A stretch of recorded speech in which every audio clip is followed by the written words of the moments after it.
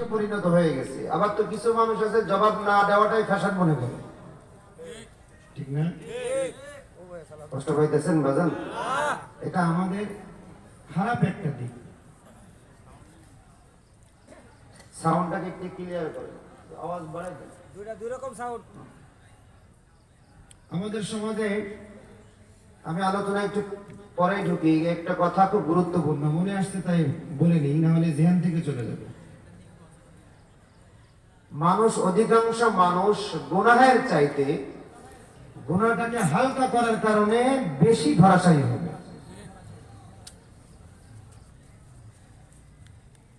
আজকে আল্লামা হাসান জামিল সাহেবের মসজিদে নামাজ পড়লাম, জুম্মার নামাজ। হুজুর এই কথাটা বলতেছিলেন,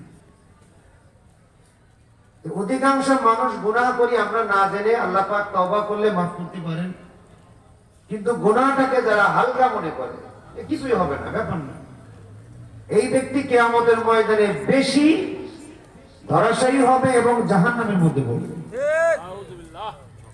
তার মধ্যে দুইটা গুনাহ খুব বেশি আমরা হালকা মনে করি বা বোঝা মনে করি, দুইটাই বলতে পারেন, হালকা মনে করি বা বোঝা মনে করি। ব্যাখ্যা করতেছি না। মেয়েদের জন্য পর্দা, এটাকে তারা বোঝা মনে করে, ঠিক কিনা? আবার এরাই এটাকে হালকা মনে করে, পর্দা না করলে কি হয়, কিছু হয়। আর পুরুষের জন্য দাড়ি, পুরুষরা দাড়ি রাখাটাকে বোঝা মনে করে, আবার হালকাও মনে করে, না দাড়ি না রাখলে কি হয়, দাড়ির মধ্যে কি ইসলাম আছে না? এই জন্য গুনাহ জিনিসটা আলাদা। এটা তো ঠিক আছে, আমি না বুঝে গুনাহ করে ফেলছি, আল্লাহ পাক তওবা করলে ইস্তিগফার করলে মাফ করে দিবেন, এই ঘোষণা কার? আল্লাহ। কিন্তু যদি আপনি গুনাহটাকে হালকা বা বোঝা মনে করে এই গুনাহ বারবার করতে থাকেন, ইসরার করতে থাকেন, তাহলে এটা আপনার জন্য খুব বিপজ্জনক, এটা আমাদের জন্য বিপজ্জনক। এই জন্য সালামের জবাব দেওয়া এটা আমাদের জন্য ওয়াজিব। কেন ছাড়বেন আপনি? আমি আপনাদেরকে বলতেছি, তার মানে এই নয় যে আপনারা ভুল বুঝেন না। এটা সমাজের সব জায়গায়, প্রত্যেকটা মাহফিলে, প্রত্যেকটা জায়গায় বলার জন্য তাই বলতেছি। আপনাদেরকে টার্গেট করে আমি সবাইকে বলতেছি, আমি আমার নিজেকেও বলতেছি যে আমরা জবাব না দেওয়াটা এখন ফ্যাশন মনে করি। তো বুঝুন, সালাম দিতেছে দিক, জবাব দিলাম দিলাম, না দিলাম না দিলাম। যাই হোক, আল্লাহ পাক রব্বুল আলামিন আমাদেরকে আমল করার তৌফিক দান করেন, সকলে বলি আমিন। আলহামদুলিল্লাহ আলহামদুলিল্লাহ নাহমাদুহু ওয়া নাস্তাঈনুহু ওয়া নাস্তাগফিরুহু ওয়া নু'মিনু বিহি ওয়া নাতাওয়াক্কালু আলাইহি ওয়া নাউযু বিল্লাহি মিন শুরুরি আনফুসিনা ওয়া মিন সাইয়্যাতি আমালিনা। من يهده الله فلا مضل له ومن يضلله فلا هادي له ونشهد أن لا إله إلا الله وحده لا شريك له ونشهد أن سيدنا وسندنا وحبيبنا وطبيب قلوبنا ومولانا محمد الذي أرسله بالحق بشيرا ونذيرا وداعيا إلى الله بإذنه وسراجا منيرا. فقد قال الله تبارك وتعالى في كلامه المجيد وفرقانه الحميد.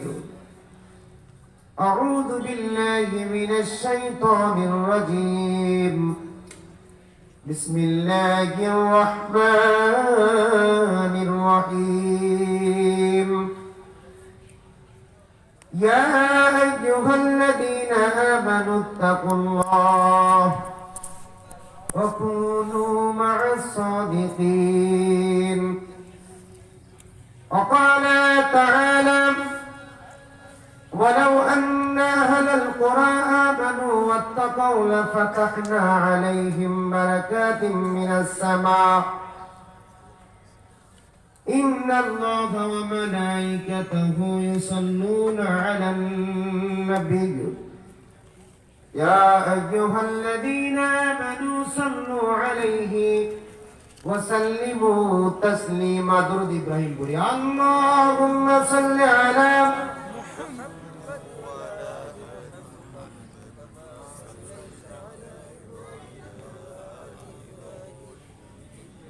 اللهم بارك على محمد وعلى آل محمد كما باركت على إبراهيم وعلى آل إبراهيم إنك حميد مجيد हर हमेशा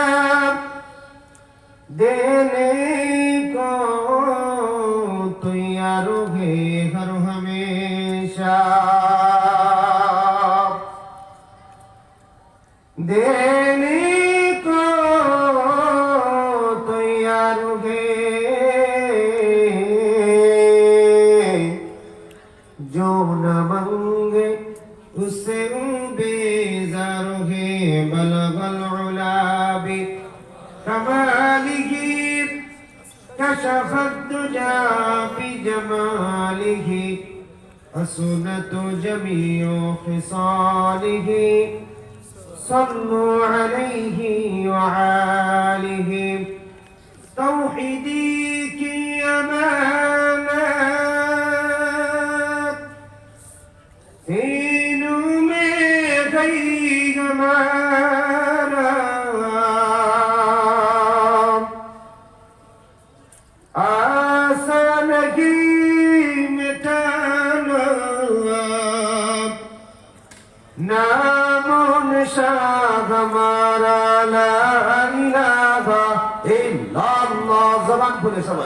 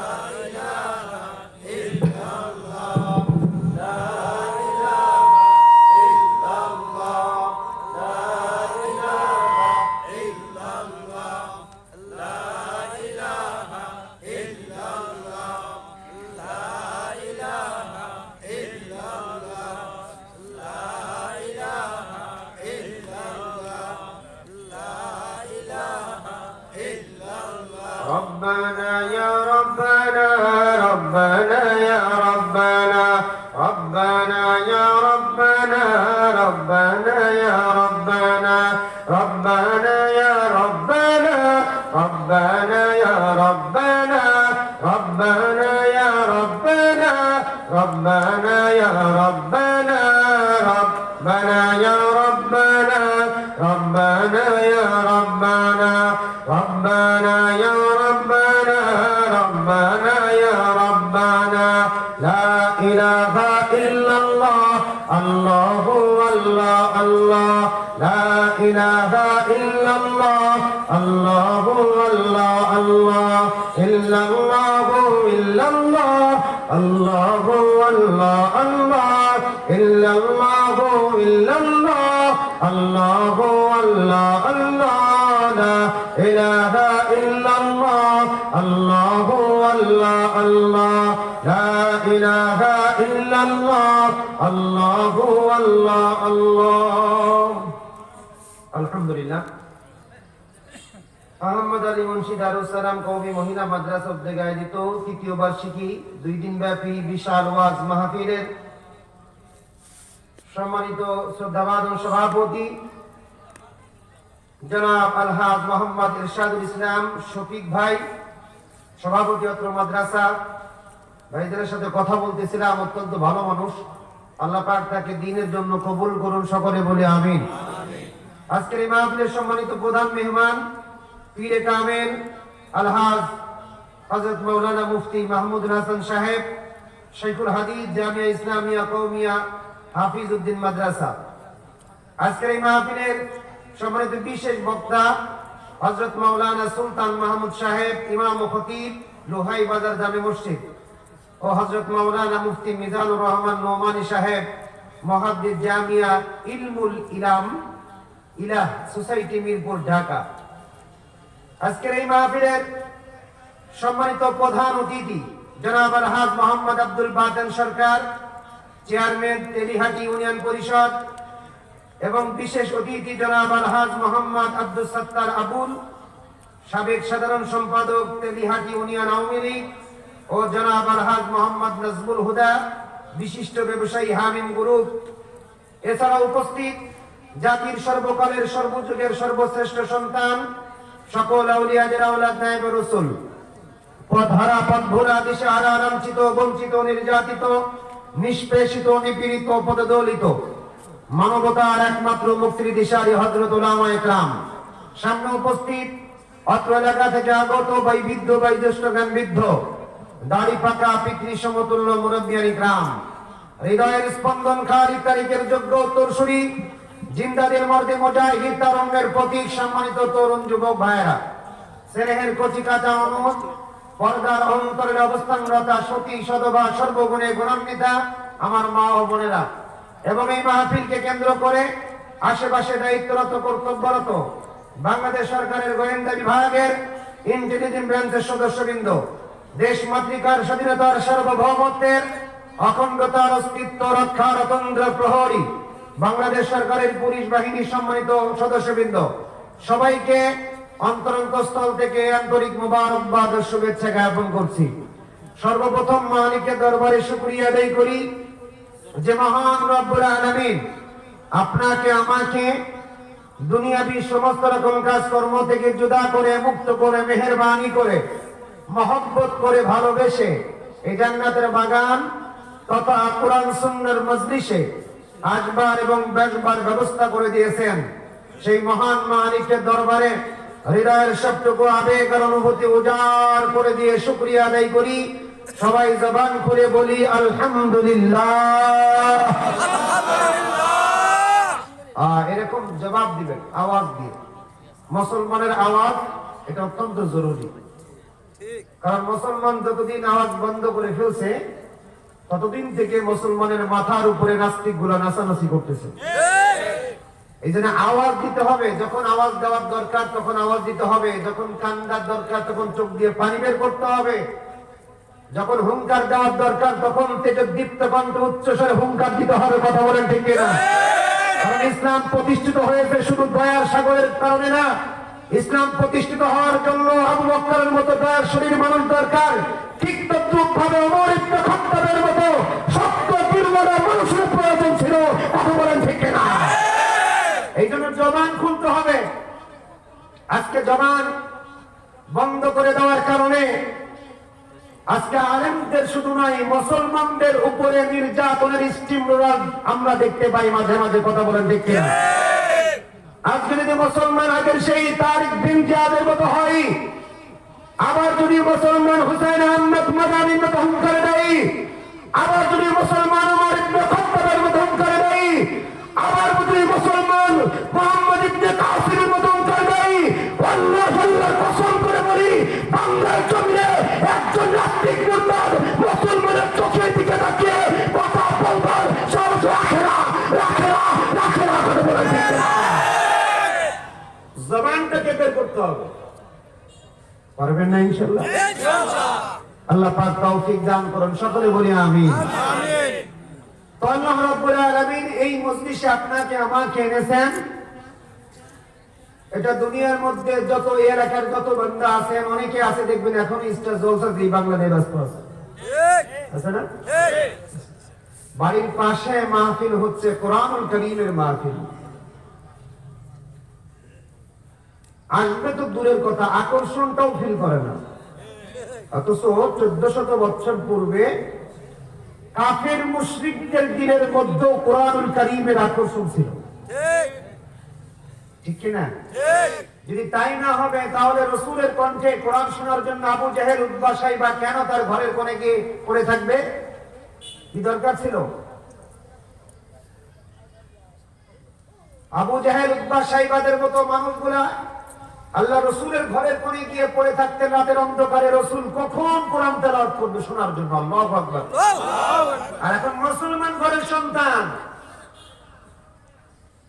জি বাংলা স্টার জলসা সিরিয়াল বাদ দিয়ে কোরআনুল কারীমের মজলিসে আসতে চায় না। মুসলমান ঘরের সন্তান চায়ের দোকানের 5 মিনিটের আড্ডাকে কুরবানি করে কোরআনুল কারীমের মাহফিল আসতে চায় না। মুসলমান ঘরের সন্তান ওই ফুসকার এই যে বাদামের দোকান থেকে নিজেকে কুরবানি করে, সময়টাকে কুরবানি করে এই মাহফিলের প্যান্ডেল আসতে চায় না। বোঝা যায় আগের জামানায় কাফেরদের চাইতে আমাদের দিলটা গান্ডা আর পচা হয়ে গেছে। কথা বলেন ঠিক কিনা? তা না হলে ওই বাজারে যত যুবক দেখতেছি না, এখনই চলে আসার কথা। এই আওয়াজ শোনার পরেও কিছু শ্রেণীর মানুষ আসবে না। আসবে না কেন? কারণ কিছু শ্রেণীর তো থাকবেই, থাকবে কিনা? থাকবেই। আল্লাহ পাক তাদেরকে হেদায়েত দান করেন, তাদেরকে আসার তৌফিক দান করেন। সকলে বলি আমিন। এই মজলিস রব্বে কারীমের কাছে অনেক দামি। হাকিমুল উম্মত মুজাদ্দিদুল মিল্লাত মাওলানা আশরাফ আলী থানভী রাহমাতুল্লাহি আলাইহি বলেন, যেখানে কোরআন সুন্নাহর আলোচনা হয় আর আল্লাহর মহব্বতের বান্দারা দরদে দিলের সাথে আলোচনা শুনে দোয়া করে বাড়িতে যায়, রব্বে কারীম তাদের কপালের মাঝে একটা বরকতি নূর দান করে দেন। সুবহানাল্লাহ। এই নূরটা মৃত্যুর আগ পর্যন্ত চমকায়। আজরাইল আলাইহিস সালাতু ওয়াস সালাম যখন তার কবরের জন্য সামনে হাজির হয়, তো নূরটা চমকাইতে দেখে তাকে মুমিন মনে করে জানটা আসানের সাথে কবজ করে নিয়েছে। সুবহানাল্লাহ। দামি মজলিস না এটা? পৃথিবীর কোন মজলিসের এত দাম নাই আল্লাহর কাছে। সে প্রধানমন্ত্রীর মজলিস হোক, প্রেসিডেন্টের মজলিস হোক না কেন, যেই মজলিসে দুরূদ পাঠ করা হয় না, যেই মজলিসে কোরআনুল কারীম তেলাওয়াত করা হয় না, যেই মজলিসে কোরআনের কথা বলা হয় না, সেই মজলিস যদি বড়ও হয়, গোটা পৃথিবীর মানুষকে ভরপুর, আল্লাহর কাছে এক আঙ্গুলের কোনো দাম নাই। ঠিক কিনা বলেন? শুধু তাই না, ইমামে আযম আবু হানিফা রাহমাতুল্লাহি আলাইহি বলেন, মাজলিসুল উলামা ওয়াল কুবারা আহাব্বা ইলাইয়া মিন মাজলিসিল ফিকহ। উলামাদের মজলিস, বড়দের মজলিস আমার কাছে ফিকহির গবেষণার মজলিসের চাইতে উত্তম। ঠিক। কত দাম দিয়েছেন তারা। হাজী ইমদাদুল্লাহ মুহাজিরি মক্কি রাহমাতুল্লাহি আলাইহি বলেন, নাম শুনছেন? আমি যে নামগুলো বলতেছি শুনছেন? এখনকার জামানার অনেক এলাকায় গেছি, অনেক প্রত্যন্ত এলাকায় গেছি, নাম বলতেছি কি জানি মনে হলো যে আমি জিজ্ঞাসা করি যে নামগুলো শুনছেন কিনা। অনেকে আছে চলছে শুনি নাই, এই যে শুনি নাই, এই দায় কার? আমাদের সমাজের মা বাবা। সন্তানকে ছোটবেলায় নায়ক চিনাইছে, এটা শাকিব খান, এটা কাদের খান, এটা অমুক খান, এটা কার খান। টেলিভিশনের সামনে বসিয়ে, কোলের মধ্যে বসিয়ে সন্তানকে শোনাই এটা অমুক নায়িকা, অমুক গায়ক, অমুক গায়িকা। ঠিক কিনা? কিন্তু কখনো আল্লামা আজিজুল হক রাহমাতুল্লাহি আলাইহির কিতাবে বলে না বাজান এটা আল্লামা আজিজুল হক রাহমাতুল্লাহি আলাইহির কিতাব, যিনি বুখারী শরীফের বঙ্গ অনুবাদ করেছিলেন বাংলাদেশের প্রথম, এটা বলে না। কখনো হক্কানি উলামা ইকরাম পাশে আসলে সন্তানকে কাঁধে করে নিয়ে যে হুজুরদের কাছ থেকে দোয়া নিয়ে আসতে যায় না। এটা হচ্ছে চরমোনার পীর সাহেব হুজুর সৈয়দ রিজাউল করিম দামাত বারাকাতুহুম, এটা চিনাই না। এটা ফয়জুল করিম, এটা চিনাই না। এটা আল্লামা খালেদ সাইফুল্লাহ আইয়ুবী, এগুলো চিনাই না। চিনাই শুধু নায়ক নায়িকার, গায়ক গায়িকা। এই ছেলেগুলো কেমনে চিনবে? যাদের সাথে সম্পর্ক রাখলে আল মারউ মা'a মান হাব্বা, রাসূল বলেন মহব্বতটাই তাকে জান্নাতে নিয়ে ঢুকাই দিবে। সুবহানাল্লাহ। আমরা সেই নামের সাথে মহব্বত নাই।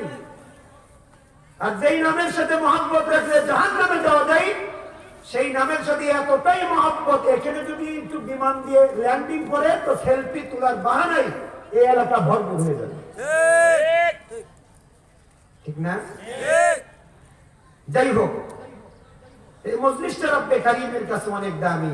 হাজী ইমদাদুল্লাহ মাহাদিরি মক্কি বলেন, যেখানে কোরআন সুন্নাহর কথা বলা হয়, আল্লাহর মহব্বতের বান্দারা দর্দে দিলের সাথে আলোচনা শুনে দোয়া করে বাড়িতে যায়, তার রব্বে কারীম এখান থেকে উঠিয়ে বাড়িতে যাওয়ার পূর্বে তাদেরকে বেগুনা করে মাসুম করে বাড়িতে পৌঁছায়। অনেক দামি মজলিস, অনেক দামি। আল্লাহু আকবার। এই জন্য জবান খুলে খুলে বেশি বেশি শুকরিয়া আদায় করা দরকার, ঠিক কিনা ভাই? আল্লাহ পাক আপনাকে আনছেন, এমনও তো হতে পারতো গতকালকে এখানে আমি শুনলাম এখন একজন ব্যক্তি মনে হয় কি বিক্রি করার জন্য আসছিল, আজকে অ্যাক্সিডেন্ট করে মারা গেছে। গতকালকে মাহফিল শুনছে, আজকে সে কবরে। এটাই তো জিন্দেগি। এখানে যারা বসে আছেন কেউ বলতে পারবেন যে আজকে বাড়িতে যাইতে পারবেন আপনি? কেউ বলতে পারবেন। এটাও তো আমার জিন্দগির শেষ মাহফিল। ওই ব্যক্তি যেরকম গতকালকে মাহফিল, গতকালকে এখানে মাহফিল হয়েছে না, এই মাহফিলে উনি উপস্থিত ছিলেন, আজকে তিনি কবরে। অ্যাক্সিডেন্ট করছে আপনাদের এই যে চৌরাস্তায়, গাজীপুর চৌরাস্তা না মাওনা চৌরাস্তায়, হ্যাঁ আজকে খবরে দেখানো হয়েছে। এটাই তো আপনার আমার জিন্দগি মিয়া। কোথায় কিসের অহংকার তোমার, কিসের বাহাদুরি? আল্লাহ পাক যদি দুই বেলা যদি পাতলা পায়খানা দেয়, ডায়রিয়া দেয়, বদনা নিয়ে বাথরুমে বা বেরোবা, কিসের বাহাদুরি আপনার? এতটাই দুর্বল আপনি। এই জন্য আল্লাহ পাক যে আনছেন, শুকরিয়া জবানটাকে খুলতে হবে, ঠিক কিনা? শুকরিয়া আদায় করতে হবে। আগের জামানায় শুকরিয়া আদায় করলে নগদ ফল দান করা হতো। যদি শুকরিয়া আদায় না করতো, অস্বীকার করতো, তাও খারাপ ফল দেওয়া হতো। শুকরিয়া আদায় করলে ভালো ফল দেওয়া হতো। মুসা পয়গম্বর আলাইহিস সালাতু ওয়াস সালাম উনি আল্লাহর সাথে কথোপকথনের জন্য যাইতেছেন। কারি তৈয়ব সাহেব রাহমাতুল্লাহি আলাইহি খুতুবাতে হাকিমুল ইসলামের মধ্যে লিখছেন, উনি যখন যাইতেছেন তো প্রতিমধ্যে একজন ব্যক্তির সাথে সাক্ষাৎ, যার হাত নাই, পা নাই, ধরটা আছে, শুধু রাস্তায় বসে আছে। তো ডাকতে বলতেছে, গো মুসা পয়গম্বর আপনি কোথায় যান? বলে আমি তো আল্লাহর সাথে কথা বলবার জন্য যাই, তুর পাহাড়ে যাই। বলে আপনি আল্লাহর কাছে একটু জিজ্ঞাসেন তো, আল্লাহ পাক আমাকে হাত দেয় নাই, পা দেয় নাই, কিসের জন্য আল্লাহ পাক আমাকে সৃষ্টি করছে? বলে ঠিক আছে। কিছু দূর যাওয়ার পর একজন মহিলা, মুরব্বী মহিলার সাথে সাক্ষাৎ।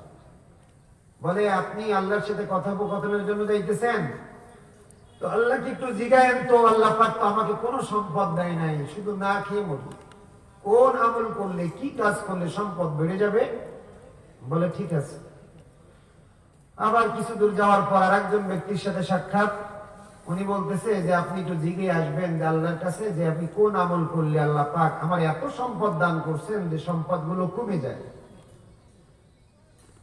তো মুসা পয়গম্বর আল্লাহর সাথে কথা বলে যখন ফিরতেছেন, তো ওই প্রথম ব্যক্তির সাথে দেখা। বলতেছে, মুসা পয়গম্বর আপনি কি জিজ্ঞাসেন আমার কথা, কোন আমল করলে আমার সম্পদ কমে যাবে? বলে বেশি বেশি আল্লাহর শুকরিয়া, এই আল্লাহর শুকরিয়া আদায় করা তুমি বন্ধ করে দাও, তোমার সম্পদ কমে যাবে।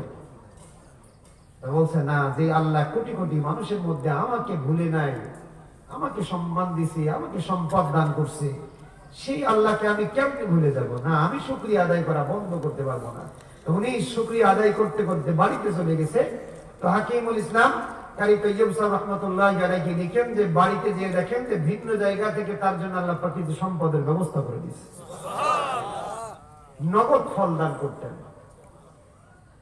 আর ওই যে বুড়িমার সাথে সাক্ষাৎ, বুড়িমা বলতেছে যে আমার জন্য কি জিজ্ঞেস করে আসছেন, কোন আমল করলে সম্পদ বাড়ে? বলে শুকরিয়া আদায় করো, আল্লাহর বেশি বেশি শুকরিয়া আদায় করো, সম্পদ বেড়ে যাবে। তো উনি রেগে গেছে, যেই মালিক আমাকে কোনোদিন সম্পদ দিল না, খাইতে দিল না ঠিক মতো, তারে আমি শুকরিয়া আদায় করবো? তুমি মিয়া তোমার মালিকের শুকরিয়া আদায় করো না। এই যে চেটে গেছে, একটু অস্বীকার করছে। তো কারি তৈয়ব সাহেব রাহমাতুল্লাহি আলাইহি বলেন যে আসমান থেকে একটা আগুনের কুণ্ডলী এসে তার বাড়িটা, ছোট্ট একটা কুড়ে ঘর, ওটাকে জ্বালিয়ে পুড়িয়ে ভস্ম করে দিচ্ছে। কেন? শুকরিয়া আদায় করতে অস্বীকার করছে। আর ওই যে আল্লাহর একজন গোলাম, যার হাত নাই, পা নাই, মাংসের টুকরার মতো রাস্তার মাঝখানে বসে আছে, ডাকতে বলতেছে, না গো মুসা পয়গম্বর আপনি যে আল্লাহর কাছে গেছেন, আমার কথা জিজ্ঞাসেন নাকি? বলে হ্যাঁ তোমার কথাও জিগাইলাম, তোমার যে হাত নাই পা নাই তবু আল্লাহ পাক তোমাকে এমনি এমনি সৃষ্টি করে নাই, জাহান্নামের একটা ছিদ্র অনুপাতে তোমার দেহটাকে আল্লাহ পাক রব্বুল আলামিন সৃষ্টি করেছেন। এজন্য আল্লাহ পাক এমনি এমনি তোমার সৃষ্টি করে নাই। এবার আল্লাহর গোলাম ডাক দিয়ে বলতেছেন, ও মুসা পয়গম্বর, আল্লাহ পাক রব্বুল আলামিন দুনিয়ার মানুষকে দুনিয়ার জন্য তৈয়ার করছেন এবং তাদের নিজেদের জন্য সৃষ্টি করছেন, কিন্তু আল্লাহ পাক রব্বুল আলামিন আমাকে তার নিজের জন্য সৃষ্টি করেছেন। আলহামদুলিল্লাহ।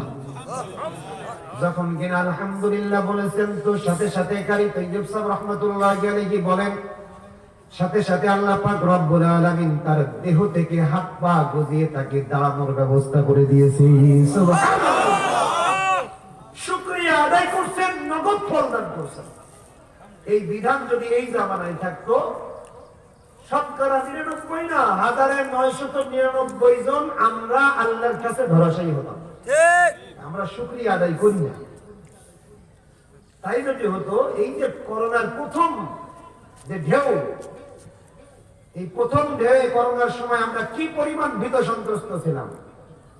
সারা বাংলাদেশ থেকে 5 জন মারা গেছে, তাতেই আমরা ঘরবন্দি।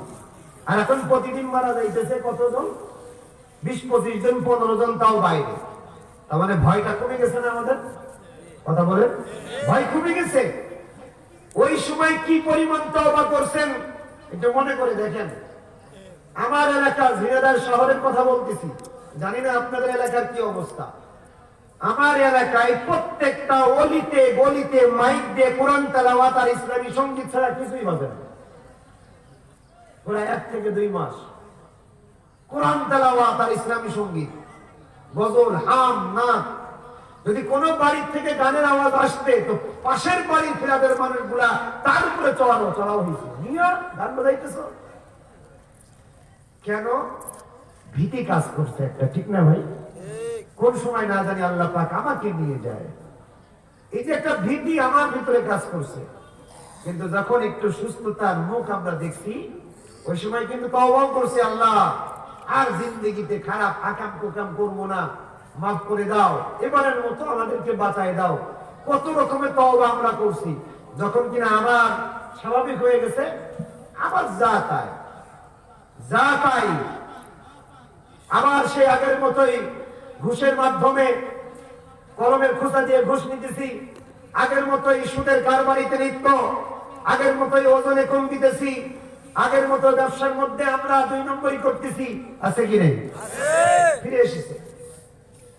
কিলাম শুকরিয়া আদায় করতে হবে। আপনি যতটুকু পাইতেছেন আলহামদুলিল্লাহ। এই মজলিসটা শুকরিয়া আদায় করার মজলিস, জবানের হক আদায় করার মজলিস। যাই হোক, সম্মানিত হাজিরিন, আমি পবিত্র কুরআনুল কারীম থেকে 2টা আয়াতে কারিমা তেলাওয়াত করেছি। আল্লাহ পাক রব্বুল আলামিন বলেন, ইয়া আইয়ুহাল্লাযীনা আমানুত্তাকুল্লাহ ওয়া কুনু মা'আস সাদিকিন। হে ঈমানদারেরা, তোমরা আমি আল্লাহ রাব্বুল আলামিনকে ভয় করো। আর এই ভয় করাটা কখন আসবে? ওয়া কুনু মা'আস সাদিকিন, সাদিকিন বান্দাদের সান্নিধ্যে গেলে। সিদ্দিকিন বান্দা আমরা আমাদের পরিভাষায় যেটা বুঝি, শরিয়াতে ইসলামের যারা শিক্ষক আছেন, যারা জ্ঞানী আছেন, আমরা তাদেরকেই বুঝি, তাদেরকেই সাদিকিন বান্দা মনে করি। বুজুর্গ উলামা একরাম, পীর মুর্শিদ, এটা আমরা ভালো বুঝি, ঠিক কিনা বলেন? এই সাদিকিন সিদ্দিকিন বান্দা কারা? ওয়া সিদ্দিকুল্লাযী ইয়াবযুরুল কাওনাইনি ফি রিযা মাহবুবিন। সিদ্দিকিন বান্দা, সাদিকিন বান্দা তো তারাই যারা আল্লাহর সাথে সম্পর্ক করে রিজায়ে মাওলার জন্য। কিসের জন্য? রিজায়ে মাওলার জন্য। অন্য কোনো কিছুর আশাই না। জান্নাত পাবো এই কারণে ইবাদত বন্দেগী করতেছি, এই আশাই করে না। জাহান্নাম থেকে মুক্তি পাবো এই জন্যও করে না। তারা ইবাদত বন্দেগী করে আল্লাহকে রাজি খুশি করার জন্য। এই জন্য হযরত আব্দুল কাদের জিলানী রাহমাতুল্লাহি আলাইহি বলতেন, জান্নাতু সে জাহান্নাম সে ইয়া রব কিয়া করো, আরজু হায় मैं तुझे দেখা করো। জান্নাত জাহান্নাম দিয়ে আমি কি করব? আমার দিলের তামান্না, আমি তোমাকে দেখতে চাই, আমি তোমার দিদার লাভ করতে চাই। সুবহানাল্লাহ বলেন। এই জন্য আল্লাহর উপরে ভয় আসবে কিভাবে? সিদ্দিকিন বান্দাদের অনুসারী হবে। বরকতপূর্ণ জীবন পাওয়া যায়। এই বরকতপূর্ণ জীবন পেতে গেলে 10টি কাজ আমাদেরকে করতে হবে। কয়টি কাজ? 10টি। আজকে এই 10টা চাবির কথাই বলবো। জিন্দেগিটাকে যদি বরকতপূর্ণ করতে চান তাহলে 10টা চাবি আছে। 10টা চাবি, 10টা কাজ আপনাকে করা দরকার। এই জন্য আল্লাহ রাব্বুল আলামিন মানুষকে এত বেশি মহব্বত করেন, বান্দা বেবরকতি জীবন যাপন করবেন তো আল্লাহ পাক রব্বুল আলামিন এটাকে পছন্দ করে না। এই কারণে আল্লাহ পাক রব্বুল আলামিন বান্দাকে বলে দিতেছেন, বান্দারে এই কাজগুলো যদি তুমি তোমার জিন্দেগির মধ্যে করে নাও তাহলে জিন্দেগির মধ্যে আমি আল্লাহ পাক রব্বুল আলামিন বরকত নাজিল করে দেব। এই 10টা কাজের কথা শরীয়ত ইসলামের মধ্যে আল্লাহ এবং আল্লাহ রাসূলের জবান থেকে আসছে। 1 নম্বর আল্লাহ পাক রব্বুল আলামিন বলতেছেন, ওয়ালাউ আন্না আহলাল কুরা আমানু ওয়াত্তাকাউ লাফাতাহনা আলাইহিম বারাকাতিম মিনাস সামাই ওয়াল আরদ। যদি কোন জনপদের কোন মানুষ অথবা জনপদের প্রত্যেক জামাতবদ্ধভাবে কোন মানুষ ঈমান আর তাকওয়া যদি অবলম্বন করতে পারে, আমি আসমান আর জমিন থেকে তাদের জন্য বরকত আর রহমত নাজিল করে দেব। সুবহানাল্লাহ। ওয়ালাউ আন্না আহলাল কুরা আমানু ওয়াত্তাকাউ, ঈমান আর কি তাকওয়া। আর বরকতের 1 নম্বর চাবি হলো ঈমান আর তাকওয়া। বান্দা যদি ঈমানদার হয়, বান্দা যদি তাকওয়াবান হয় তাহলে জিন্দেগির মধ্যে বরকত ঢেলে দিবেন কি? আল্লাহ। আল্লাহ পাক রব্বুল আলামিন বলেন, বান্দা তুমি ঈমানদার হবা, তুমি তাকওয়াবান হবা। তাকওয়ার অর্থ হলো খারাপ বা হারাম কাজ থেকে নিজেকে মুক্ত করে রাখা। আপনার সামনে যদি কখনো হারাম কোনো কাজ চলে আসে তো আপনি এটা থেকে নিজেকে ফেরায় রাখবেন, এটার নাম তাকওয়া। আর ঈমান হলো আল্লাহ এবং রাসূলের উপর ঈমান আনবেন। এই যে রাসূলের উপর ঈমান আর আল্লাহর উপর ঈমান আনাটা সাধারণ কোনো মামুলি ব্যাপার নয়। এ কারণে ঈমানের অনেক বড় বড় পরীক্ষা মাঝে মাঝে দেওয়া লাগে। কথা বলেন ঠিক কিনা? এই জন্য আল্লাহ পাক বরকত যে দান করবেন, এ বান্দা তোমাকে একটু যাচাই করতে চাই। আর যাচাইয়ের 1 নম্বর ঈমান আর তাকওয়া। তাকওয়া যদি বান্দার মধ্যে পাওয়া যায়, ঈমান পাওয়া যায়, তো আল্লাহ পাক রব্বুল আলামিন ওয়াদা করতেছেন, আমি জিন্দেগিতে যতদিন সে বেঁচে থাকবে তার জিন্দেগির মধ্যে আমি বরকত আর রহমত শুধু নাজিল করে দেব। সব চিৎকার দিয়ে বলুন সুবহানাল্লাহ। এখন ঈমান আর তাকওয়া, তাকওয়ার কথা বললাম, হারাম থেকে নিজেকে বেঁচে থাকা, হারাম থেকে বাঁচতে হবে। ঈমান যত বাড়বে হারাম থেকে বেঁচে থাকা যায়, তাকওয়া অর্জন হবে। এই যে তাকওয়া, হারাম থেকে বেঁচে থাকা, হযরত ওমর ফারুক রাদিয়াল্লাহু তাআলা আনহু, তিনি স্টেটের আমিরুল মুমিনিন ওমর ইবনে খাত্তাব রাদিয়াল্লাহু তাআলা আনহু চলতেছেন পিপাসার্ত। এই ঘটনা কিন্তু আমরা অনেকেই জানি, বোঝাবার জন্য শুধু সামান্য উদাহরণ হিসেবে ব্যক্ত করতেছি। তিনি জানেন, তিনি পিপাসার্ত, একজন রাখালের কাছে পানি চাইছেন, পানি নেই, দুধ চাইছেন। এমনকি তাকে টেস্ট করার জন্য তার মালিককে ফাঁকি দিতে বলতেছেন। রাখাল জবাবে বলেছে, যুবক, তুমি যে আমাকে আমার মালিক থেকে ফাঁকি দিয়ে দুধ বিক্রি করে বলতেছো তোমার কাছে, আমার মালিক হয়তো দেখলো না, কিন্তু ফাআইনাল্লাহ, আমার আল্লাহ কোথায়? আমার আল্লাহ তো দেখতেছে। ঠিক কি না? এটা হচ্ছে তাকওয়া। এই যে রাখালের মধ্যে তাকওয়া ছিল, আল্লাহ দেখতেছে আমি সুদ খাবো, কলমের খুঁচা দিয়ে ঘুষ খাবো, কেউ দেখলো না, কে দেখতেছে? এই হারাম থেকে বেঁচে থাকার নাম হচ্ছে তাকওয়া। তাহলে 1 নম্বর হচ্ছে তাকওয়ার ঈমান। 2 নম্বর, আল্লাহর পয়গম্বর বলতেছেন যখন বান্দা কোনো কাজ যখন শুরু করে দেয়, কাজের শুরুতে যদি বিসমিল্লাহ পড়ে নাই তো আল্লাহ পাক রব্বুল আলামিন ওই কাজের মধ্যে রহমত আর বরকত নাজিল করবেন।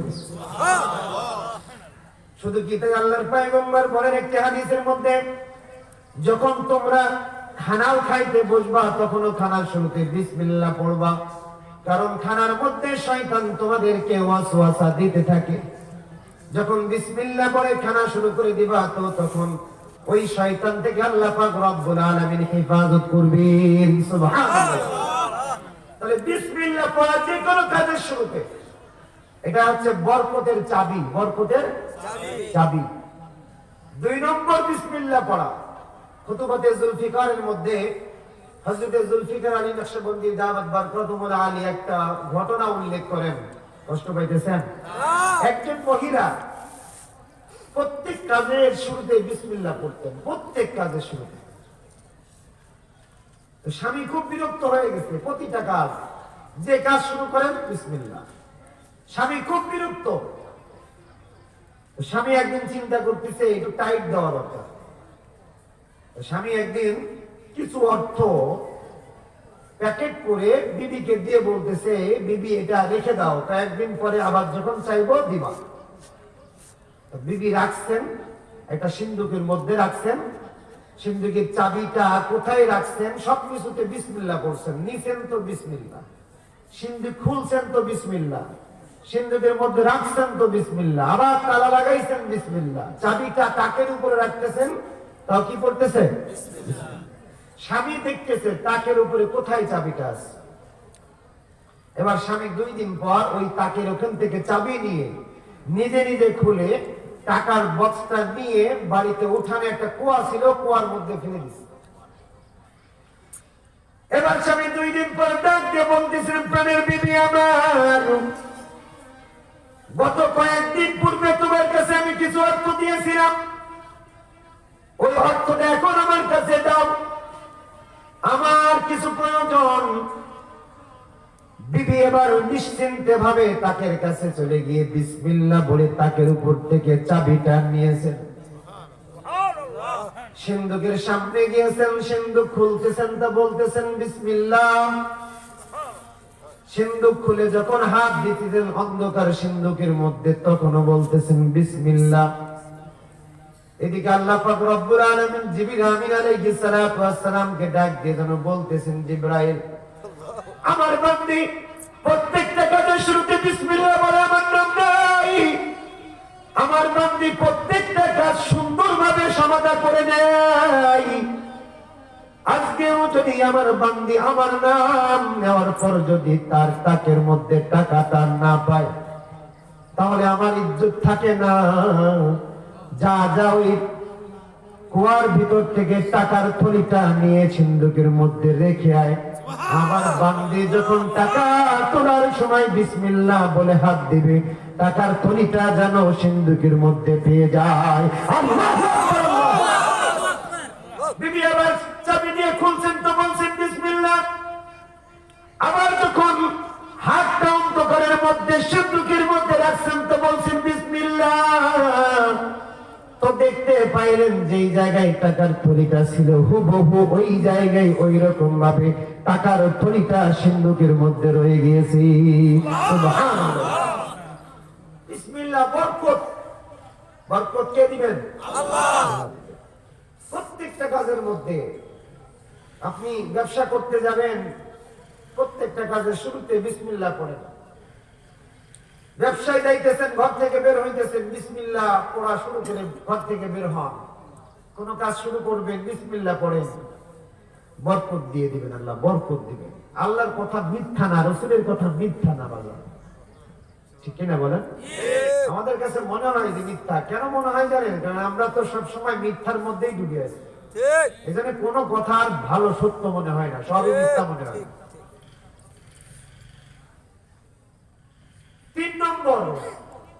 3 নম্বর চাবি হলো কোরআনুল কারীমের সাথে সম্পর্ক রাখা। কোরআনের সাথে কি রাখা? সম্পর্ক রাখা। এজন্য আল্লাহ রাব্বুল আলামিন বলেন, ওয়াহাদা কিতাবুন আনজালনাহু মুবারাক। এটা এমন একটা কিতাব যে কিতাবটাকে আমি বরকতপূর্ণ করে নাজিল করেছি। সুবহানাল্লাহ। এই জন্য বরকতের 3 নম্বর চাবি হলো পবিত্র কুরআনুল কারীমের সাথে সম্পর্ক রাখা। এটাকে দূরে ঠেলে দেওয়া নয়। অথচ বাংলার জমিনে এমন কিছু আল্লাহর গোলাম দেখা যায়, কুরআনুল কারীমের কথাগুলো তাদের কাছে কেমন যেন গায়ের জ্বলন ধরে যায়। কথা বলেন ঠিক কিনা? এমন কিছু আল্লাহর গোলাম পাওয়া যায়, কোরআন মেনে যে মানুষগুলা দাড়ি রাখে, টুপি মাথায় দেয়, লম্বা জামা গায়ে দেয়, এই মানুষগুলাকে কটূক্তি করে আবার বলে দেয় ইসলাম বা বিসমিল্লাহ দুইটাই বাংলাদেশের জমিন থেকে আমরা রাষ্ট্রীয় ধর্ম ইসলামকে বাদ দিব, যদি কোন টুপিওয়ালা দাড়িওয়ালা আসে টুপি দাড়ি ছেড়ে দেব। বলে কি বলে না? এদের সাথে কুরআনুল কারীমের সম্পর্ক নেই। এই কারণে জিন্দেগির মধ্যে বরকত নেই। হয়তো কোটি কোটি টাকার মালিক, কিন্তু অর্থের মধ্যে বরকত নাই, বরকত নাই। হঠাৎ করে দেখা যাবে বরকতে জিন্দেগি নাই, উধাও হয়ে গেছে। এই কারণে দেখবেন এই মানুষগুলাই বিভিন্ন সময় এমন পরিস্থিতির শিকার হয়ে যায়, পাওয়ার থাকে না, অর্থও থাকে না, তখন ওই যে কোনো ব্যাঙের মতো হয়ে যায়। ঠিক কিনা বলে? বরকতি জিন্দেগি, যদি নিজেকে নিজের জিন্দেগির মধ্যে বরকত আনতে চাই, তাহলে 3 নম্বর চাবি কুরআনুল কারীমের সাথে মহব্বত রাখতে হবে। এই যে মাহফিলটা একটা মাদ্রাসার উদ্যোগে, এই মাদ্রাসাটাও কুরআনুল কারীমের মাদ্রাসা। যদি মাদ্রাসার ছাত্রদের সাথে যদি সম্পর্ক ভালো রাখা যায়, ওস্তাদদের সাথে যদি সম্পর্ক ভালো রাখা যায়, মাদ্রাসার প্রতি দরদ আর মহব্বত যদি বেড়ে যায়, তাহলে দেখবেন কুরআনুল কারীমের সাথে মহব্বতটাও বেড়ে যাবে। কথা বলেন ঠিক কি? আর কুরআনুল কারীমের সাথে মহব্বত যদি বেড়ে যায়, তাহলে আল্লাহ পাক রব্বুল আলামিন বলেন, এই কোরআনকে তো আমি বরকতপূর্ণ করে নাযিল করেছি। ওয়াহাদা কিতাবুন আনজালনাহু মুবারাক। যেহেতু বরকতপূর্ণ কিতাব এই কোরআন, এই কোরআনের সাথে যারা সম্পর্ক রাখবে, তাদের জিন্দেগির মধ্যে আমি আল্লাহ পাক রব্বুল আলামিন বরকত দান করব। সুবহানাল্লাহ। বরকতের 4 নম্বর চাবি বেশি বেশি করে দান সদকা করা। কি করা? বেশি বেশি করে দান সদকা যদি করা যায়, তাহলে জিন্দেগির মধ্যে বরকত এসে যায়। এই জন্য আমাদের বড় বড় আকাবির উলামায়ে কেরামরা বলেন, যখন বেশি বেশি সদকা করবা, অনেক বিপদ এসে যায়, মাথার উপরে বিপদ আসতেছে, কিন্তু সদকা করার দ্বারা আল্লাহ পাক রব্বুল আলামিন বিপদটাকে স্থগিত করে দেয়। সুবহানাল্লাহ। এই জন্য রাসূল আরবী সাল্লাল্লাহু আলাইহি ওয়াসাল্লাম বলেন, তোমরা দিনের মধ্যে পারলে খেজুরের একটা অংশ হলেও, পুরা খেজুরের একটা ছোট্ট অংশ হইলেও কিন্তু তোমরা সদকা করে দাও। কারণ সদকার জন্য, সদকার কারণে মানুষের জিন্দেগির মধ্যে বরকত নেমে আসে, রহমত নেমে আসে। এই কারণে বেবরকতি জিন্দেগি নয়, বরকতি জিন্দেগি যদি তুমি চেয়ে নাও, তাহলে বেশি বেশি আল্লাহর রাস্তায় সদকা করে দাও। এই কারণে বেশি বেশি সদকা করার দরকার। 3 নম্বর বলতেছিলাম কুরআনুল কারীমের সাথে মহব্বত, আর 4 নম্বর সদকা করা। মাদ্রাসা মসজিদে বেশি বেশি দান করে দেওয়া, এতিম মিসকিনদের কিছু কিছু সময় সহযোগিতা করা। এক কথায় সদকার আমল যদি জিন্দেগির মধ্যে আমি ফিট করতে পারি, তো গোটা জিন্দেগির মধ্যে আল্লাহ পাক রব্বুল আলামিন বরকত নাযিল করে দিবেন। সুবহানাল্লাহ। বরকতের 5 নম্বর চাবি, এই যে বরকতগুলো আল্লাহ পাক যখন দিবেন, মানুষ আর মানুষ এমন থাকবে না, মানুষের জিন্দেগি গুলা অনেক সুন্দর হবে। জবাবদিহিতা করার মতো মানসিকতা তৈরি হবে। আমাদের সমাজে জবাবদিহিতা নাই। যেই পরিবারের মধ্যে জবাবদিহিতা নাই, ওই পরিবার সুস্থ পরিবার না। যে দেশে জবাবদিহিতা নাই, সে দেশের মানুষগুলো যা ইচ্ছা তাই করে। কে জিজ্ঞাসা করবে, কে জবাব চাবে? এই জবাবদিহিতা না থাকার কারণে প্রতিষ্ঠান, পরিবার, রাষ্ট্র এগুলো জুলুমে পরিণত হয়ে যায়। হযরত আমিরুল মুমিনিন ওমর ইবনে খাত্তাব রাদিয়াল্লাহু তাআলা আনহু, উনি ওনার স্টেটের যখন আমির বা প্রধানমন্ত্রী, রাষ্ট্রনায়ক, উনি রাতের অন্ধকারে প্রায় সময় চলাচল করতেন। যে কোন একজন ব্যক্তি ক্ষুধার যন্ত্রণায় কাতরাইতেছে কিনা, তুমি যাইতেছেন একটা বাড়ির কিনারা দিয়ে, দেখতেছেন একজন মহিলা মেয়ে যৌন সুরসুরিমূলক কিছু শব্দ দিয়ে একটা গান গাইতেছে। উনি খুব রেগে গেছেন। আমিরুল মুমিনিন হযরত ওমরের স্টেটে রাতের অন্ধকারে এরকম মন্দ ভাষায় গান গাবে, যে গান গাওয়াটাই হারাম, এটা মেনে নেওয়া যাবে না। তো হযরত ওমর কি করলেন? আচানক ওনার ঘরের মধ্যে প্রবেশ করছেন। খেয়াল করে শুনি, কেউ কেউ বলছেন উপর থেকে নামছেন, কেউ কেউ বলছেন বেড়া ভেঙে আচানক ঘরের মধ্যে ঢুকছেন। হযরত ওমর যখন ঘরের মধ্যে প্রবেশ করেছেন, তো ঘরের ভিতরের যুবতী সাথে সাথে মুখ বন্ধ করে ফেলেছেন। হযরত ওমর ডাক দিয়ে বলতেছেন, ও মেয়ে, তোমার পাশে যে পুরুষটা ছিল, পুরুষটা কোথায়? বলে, যুবক, তার আগে বলো তুমি কে? আমার ঘরের মধ্যে আচানক কেন তুমি প্রবেশ করলে?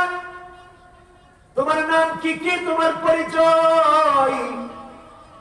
আমিরুল মুমিনিন হযরত ওমর বলতেছেন, আমার পরিচয় পরে পাওয়া যাবে, কিন্তু বলো তোমার পাশে যে যুবক ছিল সেই যুবকটা কোথায়?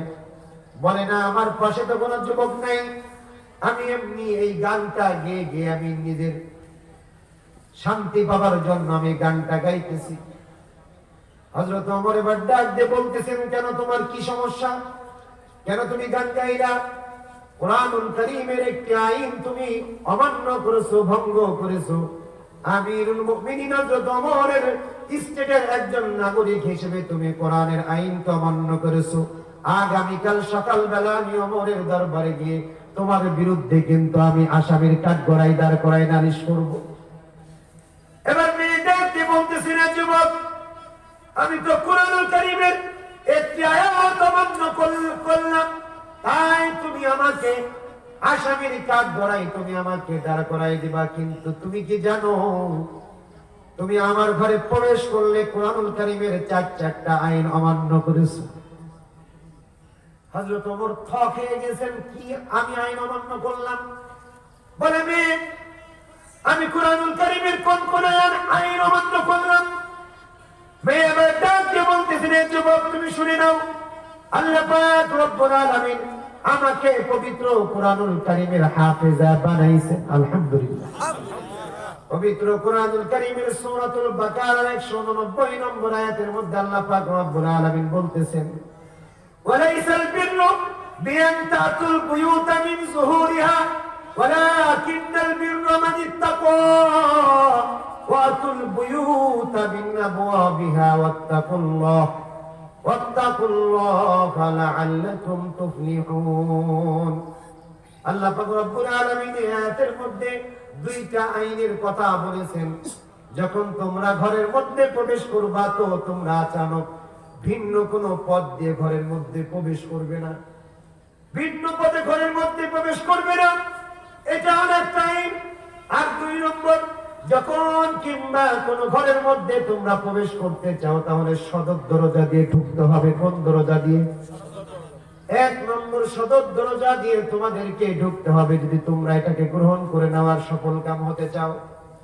এই যুবক, তুমি আমার ঘরের মধ্যে সদর দরজা দিয়ে ঢুকো নাই, তুমি আমার বেড়া ভেঙে ভিন্ন কোন পন্থায় আমার ঘরের মধ্যে প্রবেশ করেছো, তুমি যেহেতু আমাকে আসামির কাঠগড়ায় দাঁড় করায় দিবা, তুমি শুনে রাখো আগামীকাল ওমরের দরবারে কোরআনুল কারীমের 4টা আইন অমান্য করার জন্য আমি তোমাকে আসামির কাঠগড়ায় দাঁড় করায় দেব।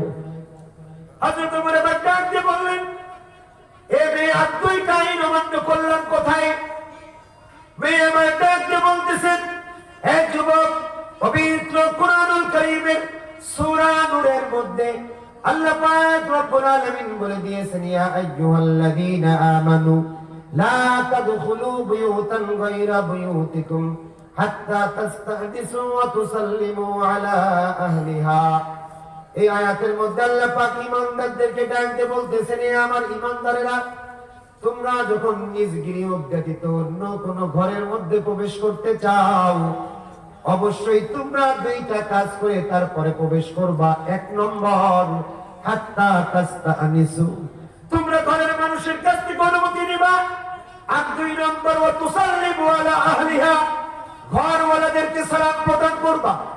এই 2টা কাজ যদি তোমরা না করো, তাহলে জিন্দেগিতে কখনো লা তাদখুলু, কখনো প্রবেশ করবা না।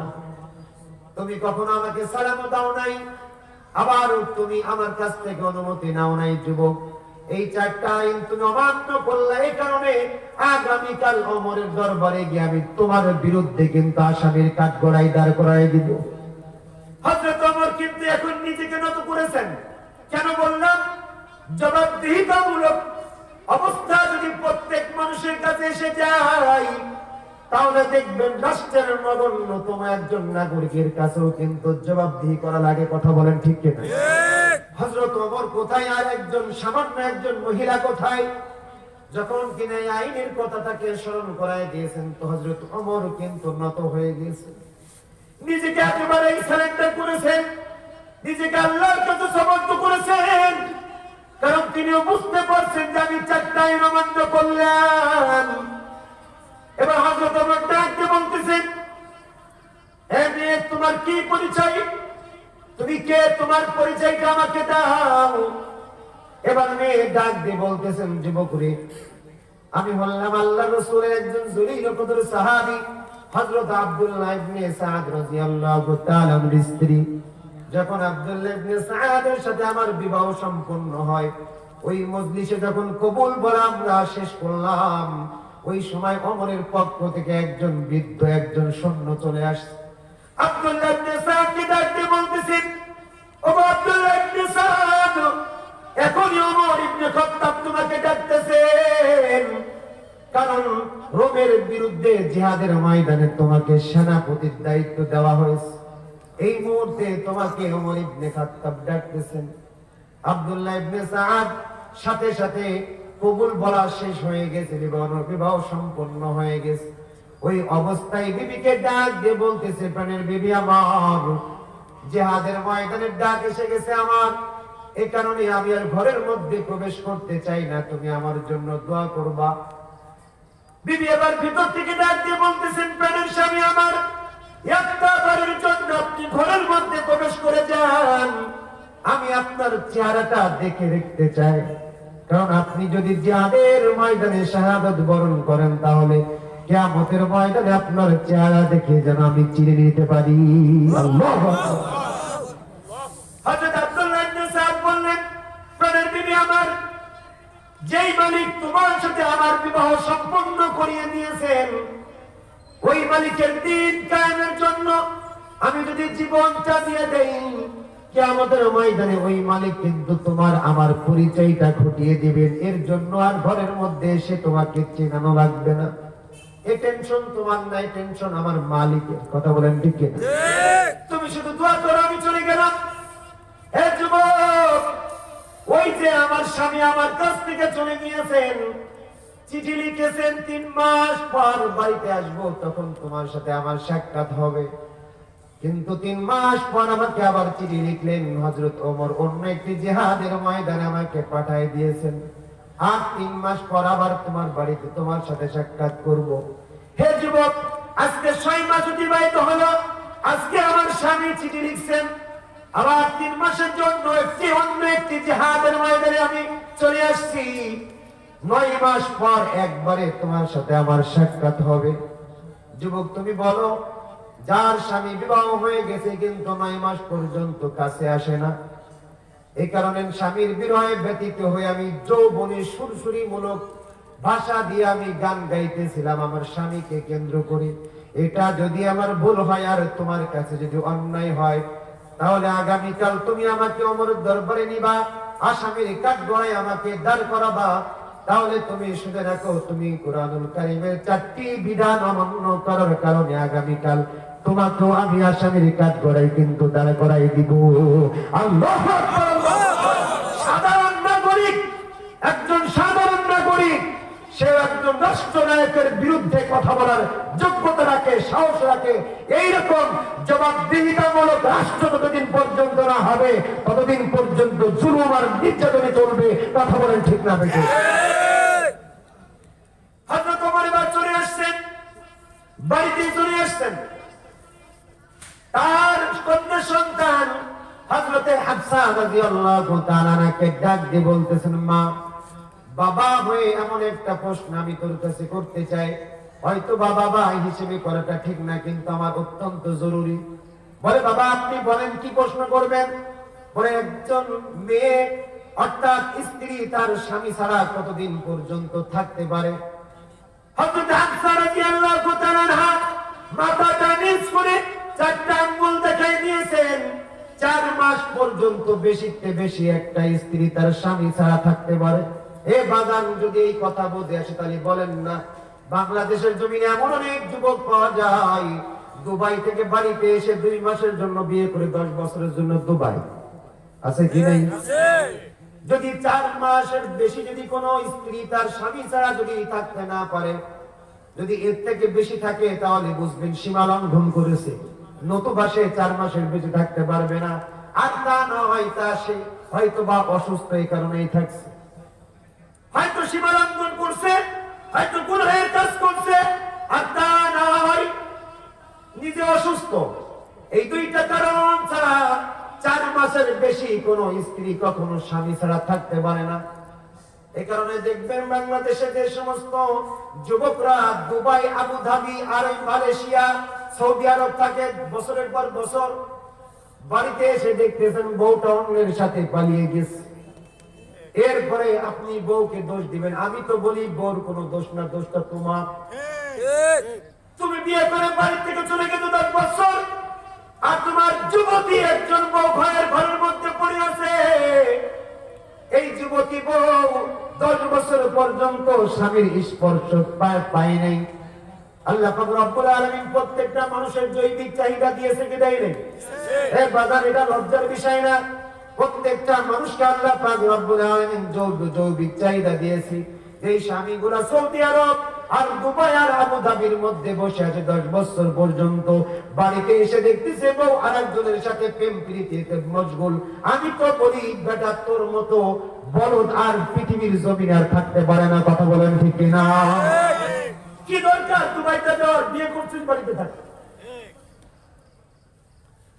সব একচেটিয়া ভাবে আমরা শুধু মা বোনদেরকেই দোষ দিই। পুরুষ একদম দোয়া তুলসী পাতা। তুমি ওকে 10 বছর কি করতেছো দেখতে গেছি? মিথ্যা কথা বলতেছি না। যারা বাহিরে থাকে এরাও যে কত ভালো, কত দুধে দোয়া তুলসী পাতা, এটাও আমরা যারা বাহিরে যাই মাঝে মাঝে আমরাও বুঝি।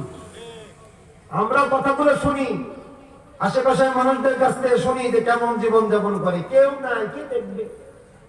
আমার এক বন্ধু থাকে সিঙ্গাপুরে, বন্ধুটি বলতেছে রাতের বেলায় ঘরের মধ্যে থাকলে বাহিরে যদি দেখে যে কোনো জুতো নাই, কোনো মেয়েদের জুতা নাই, তো ঘরের মধ্যে মেয়ে মানুষ ঢোকার চেষ্টা করে। এরা হচ্ছে ভ্রাম্যমান পতিতা। এই কারণে যদি কোনো ঘরের ব্যক্তি মনে করে যে না, আমি আজকে ঘরে কোনো পতিতা ঢুকতে দেব না, তাহলে কি করে? বাজার থেকে মেয়ে মানুষের স্যান্ডেল কিনে আনি, এনে ঘরের সামনে রেখে দেয়। ওই পতিতা যখন দেখে ঘরের সামনে একটা মেয়েদের স্যান্ডেল বসে দিয়ে ঘরের মধ্যে মেয়ে মানুষ আছে, এইরকম দেশের মধ্যে আপনি ইমাম নিয়ে থাকবেন কি? আপনি নিয়ে আর 10 বছর বয়সে যখন বউ দেখেন অন্যের সাথে পরকীয়ায় লিপ্ত, তখন বউ ধরে মারেন। নিয়ে তোমার তো আগে দোষ, বোধ দোষ না। কথা ঠিক বললাম না ভুল বললাম? হযরত ওমর ইবনে খাত্তাব রাদিয়াল্লাহু তাআলা আনহু যখন শুনলেন 4 মাসের কথা, একদম দিয়ে ক্যান্টনমেন্টে চলে গিয়েছেন। ডাক দিয়ে বলতেছেন, এখানে আব্দুল্লাহ ইবনে সাদ কে আছো?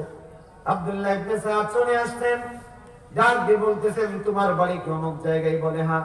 বলে যাও যাও, এখন এই মুহূর্তে তুমি তোমার বাড়িতে চলে যাও, তোমার জন্য ছুটি থাকলো। হযরত ওমর ইবনে খাত্তাব রাদিয়াল্লাহু তাআলা ওই দিন থেকে সৈন্যদের ভিতর থেকে যে সমস্ত মানুষগুলা আইন শৃঙ্খলা রক্ষাকারী বাহিনী এই শব্দগুলো ব্যবহার করতেছে বোঝাবার জন্য। আবার বলেন না হুজুর ওখানে ক্যান্টনমেন্ট করেছিল, আছে না কিছু পাবলিক এরকম জিজ্ঞেস করে যে আপনি যে ক্যান্টনমেন্ট শব্দটা উল্লেখ করলেন, ওই জামানায় ক্যান্টনমেন্ট ছিল কোথায়? এক কথাই ওই সৈন্যগুলা যেখানে থাকতো ওটাকেই বুঝাইছে। বুঝছেন কেন বললাম এই কথা?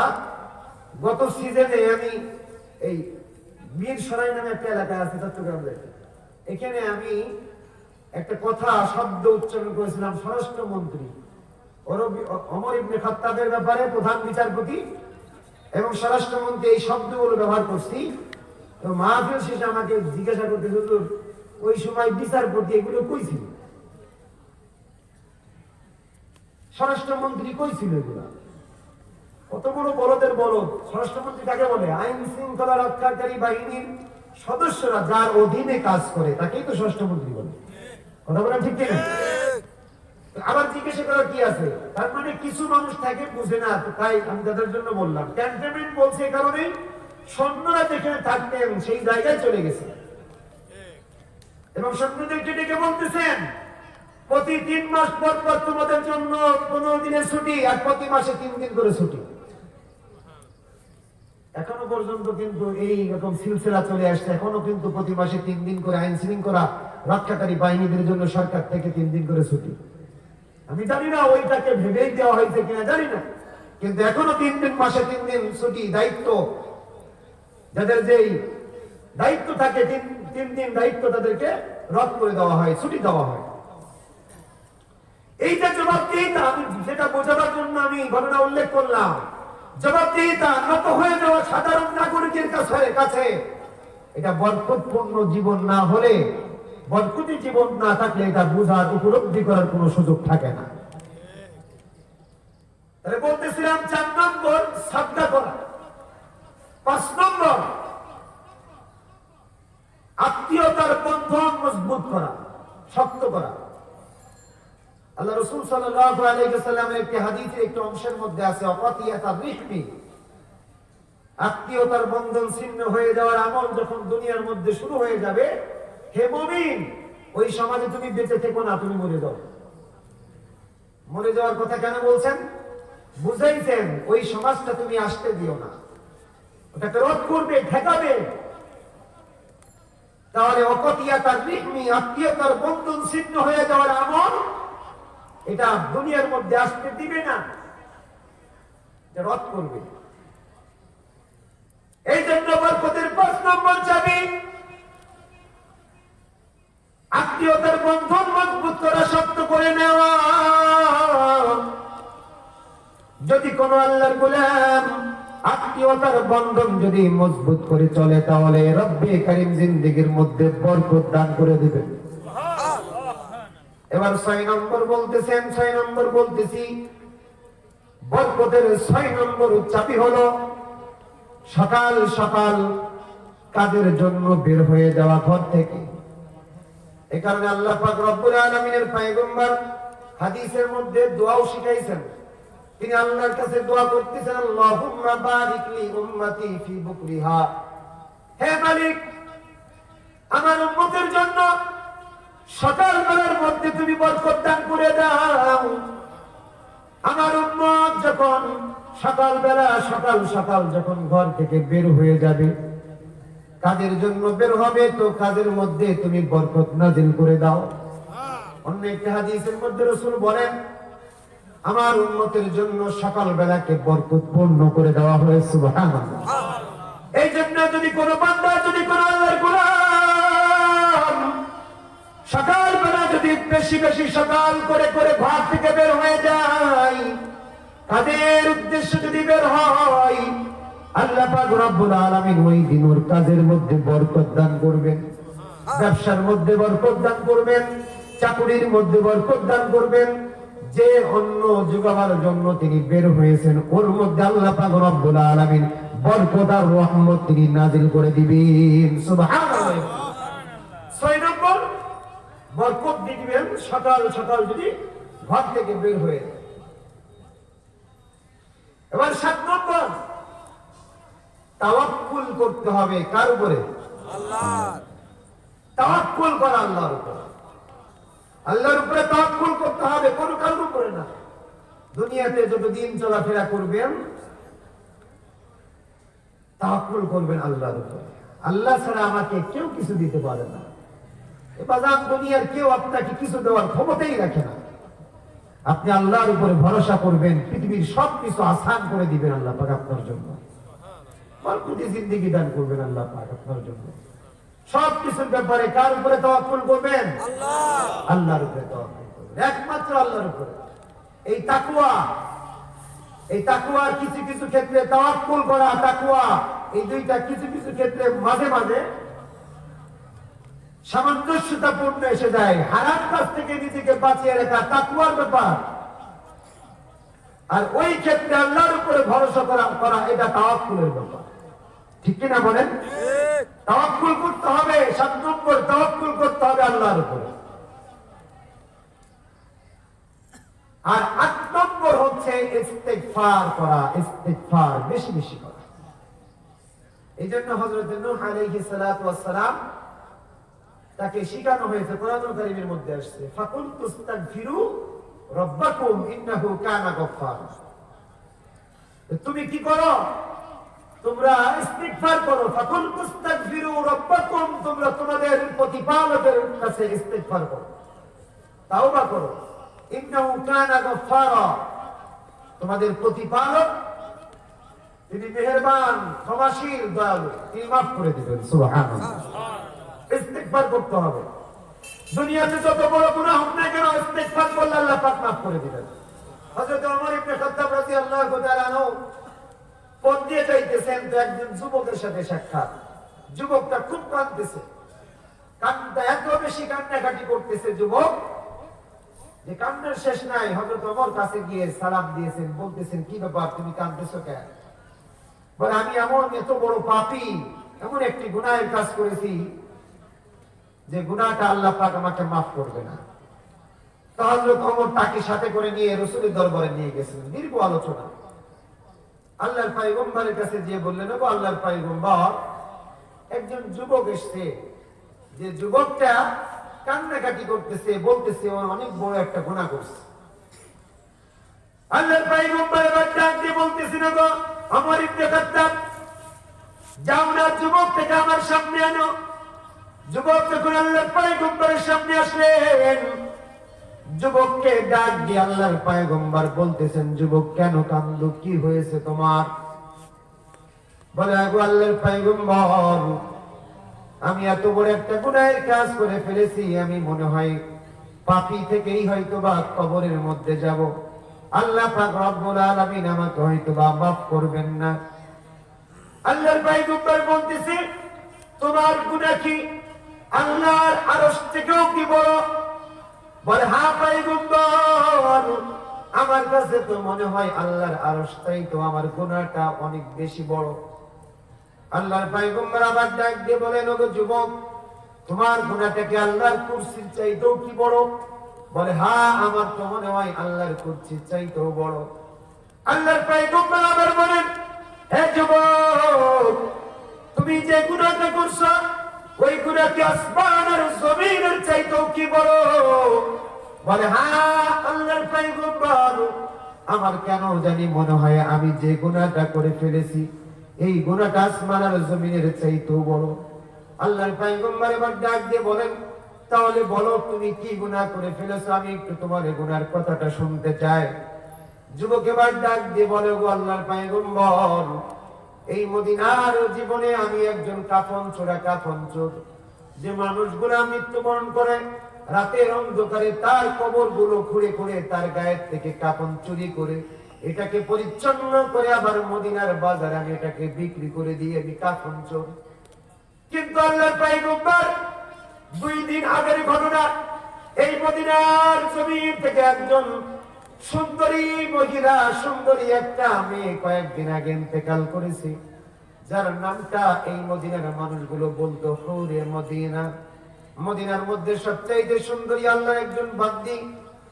মদিনার যুবকরা যার সাথে কথা বলবার জন্য চাতক পাখির মতো চেয়ে থাকি, এই মেয়েটা যখন ইন্তেকাল করেছে, তো আমি রাতের অন্ধকারে গভীর রজনীতে আমি যখন কবরটা খুললাম, তার গায়ে থেকে যখন কাপড়টা আমি সরিয়ে আনলাম, যখন কিনা কাপড়টাকে আমি ভাঁজ করে সামনের দিকে অগ্রসর হইতেছিলাম, ওগো আল্লাহর পয়গম্বর, হঠাৎ করে আমার দেহের মধ্যে, আমার শরীরের বিবেকের মধ্যে শয়তান প্ররোচনা দেওয়া শুরু করে দিয়েছে। শয়তান আমাকে যেন বলতেছে, হে যুবক, মদিনার সবচাইতে সুন্দরী কন্যা ইন্তেকাল করেছে, তার চেহারাটা না দেখেই কি চলে যাইবা? যার চেহারা একবার দেখার জন্য হাজার হাজার যুবক লাইনে দাঁড়াইতে ব্যস্ত, তুমি ফাঁকা পেয়ে তার চেহারাটা না দেখে চলে যাবা? এটা কেমন কথা? কেউ তো এখানে নাই, তুমি একবার তার চেহারাটা দেখে তারপরে যাও। ওগো আল্লাহর পয়গম্বর, যখন শয়তান আমাকে প্ররোচনা দিতেছে, তো আমি শয়তানের প্ররোচনায় পরিচিত হয়ে গেলাম। পিছন ফিরে যখন আমি ওই মহিলার দিকে তাকাইলাম, মেয়েটার দিকে তাকাইলাম, যখন আমি আলো জ্বাললাম, তো মেয়েটার চেহারা দেখে আমি তাজ্জব হয়ে গেছি। এত সুন্দর চেহারা জিন্দেগিতে আমি কখনো দেখি নাই। ওগো আল্লাহর গোলাম, তখন শয়তান আমাকে আবার প্ররোচনা দেওয়া শুরু করেছে। একা পেয়েছিস তুই, যদি এখন একে একটু যদি জৈবিক চাহিদা না মিটাস, তাহলে কেমন পুরুষ? ওগো আল্লাহর গোলাম, আল্লাহর পয়গম্বর, আমি শয়তানের প্ররোচনায় পরিচিত হয়ে ওই মরা লাশের সাথে ওই কবরের মধ্যে জিনা করলাম। নাউজুবিল্লাহ।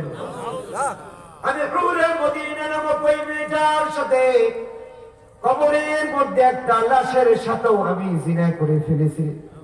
ওগো আল্লাহর পয়গম্বর, আমি তো এখন সংখ্যায় আছে, আমি যে পাপ করেছি, পাপ মনে আমার মালিক আমাকে ক্ষমা করবে না। আল্লাহর পয়গম্বর সাথে সাথে আটকে উঠছে, যুবক তুমি কি বলো? লাশের সাথে তুমি জিনা করেছো, তোমার ব্যাপারে আমার কাছে কোনো সমাধান নাই। যতক্ষণ না পর্যন্ত আল্লাহ পাক রব্বুল আলামিন ওহীর মাধ্যমে কোনো সমাধান না দেয়, ততক্ষণ পর্যন্ত আমার কাছে কোনো সমাধান নাই। আমার এখান থেকে তুমি বের হয়ে যাও তাড়াতাড়ি। আমি আশঙ্কা করি একজন জিনা করো যদি আমার ঘরের মধ্যে থাকে, আর আল্লাহ যদি তাকে না মাফ করে, তাহলে আমার উপরে ঘরের মধ্যে আযাব বা গজব নাযিল হওয়ার আশঙ্কা আমি করতেছি, বের হয়ে যাও। যুবক তাড়াতাড়ি বের হয়ে গেছেন, কাঁদতে কাঁদতে মদিনার অলিতে গলিতে ঘুরতেছেন। এবার যুবক একটা উঁচু পাহাড়ের চূড়ার উপরে চলে গিয়েছেন, সিজদায় অবনত হয়ে মালিককে ডাক দিয়েছেন, ওগো মালিক, ভুল করে ফেলেছি রে মালিক, বুঝতে পারি নাই, শয়তানের প্ররোচনায় ভুল করে ফেলেছি, পাপ করে ফেলেছি। কিন্তু আমি পাপ করে ফেলেছি, কিন্তু প্রায়শ্চিত্ত করতেও রাজি আছি। ওগো মালিক, তুমি আমার এই ভুলটাকে ক্ষমা করে দাও, জিন্দেগিতে কখনো আমি আর এমন কোন অপরাধ করব না। সিজদারত অবস্থায় মালিককে ডাক দিয়ে দিয়ে বারবার যখন এই ভুলের কথা স্বীকার করতেছে, আর যখন এই কথা বলেছে, ওগো মালিক, যতক্ষণ না পর্যন্ত তুমি আমার ব্যাপারে কোনো সমাধানের সিদ্ধান্ত না দিবা, ততক্ষণ পর্যন্ত সিজদা থেকে আমি মাথা উঠাবো না। যখন কিনা এই আল্লাহর গোলাম পাহাড়ের চূড়ার উপরে সিজদায় অবনত হয়েছেন, একদিন নাই, 2 দিন নয়, সুদীর্ঘ 40 দিন পর্যন্ত আল্লাহর কাছে পাহাড়ের চূড়ায় বসে বসে আল্লাহর কাছে তওবা করতেছেন, ইস্তেগফার করতেছেন। আল্লাহ পাক রব্বুল আলামিন এবার জিবরিল আলাইহিস সালাতু ওয়াস সালামকে পাঠিয়ে দিয়েছেন। আল্লাহর পয়গম্বর মসজিদে নববীতে ফজরের নামাজ পড়ে যখন বের হইতেছেন, তো আল্লাহর পয়গম্বরের সামনে হযরতে জিবরিল আমিন দাঁড়িয়ে গিয়েছেন। ডাক দিয়ে বলতেছেন, ওগো আল্লাহর পয়গম্বর, আপনি বলুন না, এই পৃথিবীর জমিনে যত মাখলুক আছে, অর্থাৎ মানব জাতি আছে, এই সমস্ত মানব জাতি বা মাখলুকের মালিককে? আল্লাহর পয়গম্বর বলে, কেন? এর সবকিছুর মালিক তো একমাত্র আল্লাহ। বলে, আল্লাহর পয়গম্বর, তাহলে পৃথিবীর জমিনে যত মানুষ আছে বা জীব জানোয়ার আছে, এদের যে রিজিক গুলো বন্টন করা হয়, এই রিজিক বন্টন করেন কে? বলে, এটার মালিক তো আল্লাহ। হযরতে জিবরিল আমিন ডাক দিয়ে বলতেছেন, আল্লাহর পয়গম্বর, তাহলে আপনি বলুন, এই যে জমিনের যে মানুষগুলা আছে, তারা যে যখন গুনাহের কাজ করে, গুনাহের মাফ করে দেওয়ার ক্ষমতা কে রাখেন? আল্লাহর পয়গম্বর বলেন, ভাই জিবরাইল, এর ক্ষমতাও তো শুধুমাত্র একমাত্র আল্লাহর। যখন কিনা এই কথা বলেছেন, তো জিবরিল আমিন ডাক দিয়ে বলতেছেন, গো আল্লাহর পয়গম্বর, আপনার মনে আছে নাকি আজ থেকে 40 দিন পূর্বে আপনার দরবারে এমন একজন আল্লাহর গোলাম আসতেন, যে কিনা একটা গুনাহের কাজ করার কথা বলছেন, যার সামনে আসমান জমিন ছোট, আরশ কুরসি ছোট, তার গুনাহ দেখে সে বড় মনে করছে। ওগো আল্লাহর পয়গম্বর, সে একটা লাশের সাথে জিনা করেছে, এমন একটা গুনাহের গারের কথা আপনার মনে আসেনি? আল্লাহর পয়গম্বর বলে, হ্যাঁ মনে আছে তো। 40 দিন পূর্বে ওই আল্লাহর গোলাম আমার কাছে আসছিলেন, কিন্তু আমার কাছে কোনো সমাধান ছিল না, কারণ ওই না আসলে আমি সমাধান দেবো কেমনে? এবার জিবরিল আমিন ডাক দিয়ে বলতেছেন, গো আল্লাহর পয়গম্বর, আপনার কাছে আমি আল্লাহর পক্ষ থেকে সুসংবাদ নিয়ে আসলাম। ওই আল্লাহর গোলাম মদিনার উঁচু পাহাড়ের চূড়ায় বসে 40 দিনে সিজদায় অবনত হয়ে 40 দিনে আল্লাহ পাক রব্বুল আলামিনের কাছে তওবা ইস্তেগফার করতেছে। আল্লাহ পাক খুশি হইয়া ওই গোলামের জিন্দেগীর तमाम গুনাহগুলোকে maaf করে দিয়েছেন। সুবহানাল্লাহ। ইস্তেগফার করবেন, কত বড় গুনাহ আপনার! গোটা পৃথিবীটা যদি আপনার গুনাহে ভরপুর হয়ে যায়, লা তাকনাতু মির রাহমাতিল্লাহ, আল্লাহর রহমত থেকে নিরাশ হওয়া যাবে না। আল্লাহর কাছে একবার যদি আল্লাহ বলে ডাক দেন না, তো রাতে অন্ধকারে একবার ডাক দিবেন, একবার ডাক দিবেন, তো আল্লাহ পাক বলে, লাব্বাইক ইয়া আব্দি, লাব্বাইক ইয়া আব্দি, আল্লাহ আমি আল্লাহ তোর কাছে হাজির হয়ে গেছি। সুবহানাল্লাহ। এই যে তো গুনাহের মধ্যে আমরা লিপ্ত আছি ভাই। বাপ মার নাফরমানি করলে বাপ মা 1 দিন 2 দিন সহ্য করে, 3 দিন সহ্য করে, 14 দিন সহ্য করে না, ঘর থেকে বের করে দেয়। কিন্তু আপনি বছরের পর বছর আল্লাহর নাফরমানি করবেন, 10 বছর 20 বছর